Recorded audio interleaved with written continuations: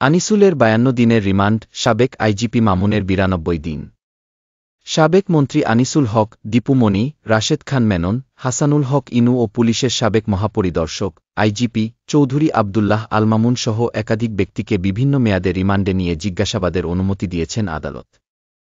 পুলিশের আবেদনের পরিপ্রেক্ষিতে আজ বুধবার ঢাকার চিফ মেট্রোপলিটন ম্যাজিস্ট্রেট সিএমএম আদালত এ আদেশ দেন। আদালত সংশ্লিষ্ট সূত্র জানায়, রাজধানীর মোহাম্মদপুর থানায় করা সুজন হত্যা মামলায় সাবেক আইনমন্ত্রী আনিসুল হকের ৩ দিনের রিমান্ড মঞ্জুর করা হয়েছে। গত ৫ই আগস্ট ছাত্রজনতার আন্দোলনের মাধ্যমে আওয়ামী লীগ সরকারের পতনের পর ১৩ আগস্ট ঢাকার সদরঘাট এলাকা থেকে আনিসুল হককে গ্রেপ্তার করা হয়। বিভিন্ন থানায় করা মামলাগুলোতে এখন পর্যন্ত আদালত তার মোট ৫২ দিনের রিমান্ড মঞ্জুর করেছেন।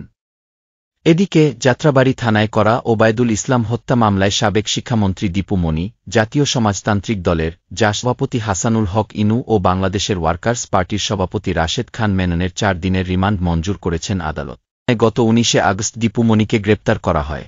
এ পর্যন্ত দিনের রিমান্ড মঞ্জুর করা হয়েছে। রাশেদ খান মেননকে গ্রেপ্তার করা হয় ২২ ৩০ দিনের রিমান্ড মঞ্জুর করেছেন। ইনু গ্রেপ্তার হন ২৪ আগস্ট এবং আদালত এখন পর্যন্ত তার ৪০ দিনের রিমান্ড মঞ্জুর করেছেন। এছাড়া যাত্রাবাড়ী থানায় করা শায়েম হোসেন হত্যা মামলায় পুলিশের সাবেক মহাপরিদর্শক, আইজিপি, চৌধুরী আবদুল্লাহ আল মামুনের ৪ দিনের রিমান্ড মঞ্জুর করেছেন আদালত। আবদুল্লাহ আল মামুন গত ৩ সেপ্টেম্বর গ্রেপ্তার হন। এখন পর্যন্ত বিভিন্ন মামলায় তার মোট ৯২ দিনের রিমান্ড মঞ্জুর করা হয়েছে। মোহাম্মদপুর থানায় করা অর্ণব হত্যা মামলায় সাবেক সংসদ সদস্য সাদেক খানের ৩ দিনের রিমান্ড মঞ্জুর করা হয়েছে। পুলিশ জানিয়েছে, গত ২৪ আগস্ট তাকে গ্রেপ্তার করা হয় এবং বিভিন্ন মামলায় তার মোট ৯ দিনের রিমান্ড মঞ্জুর করা হয়েছে।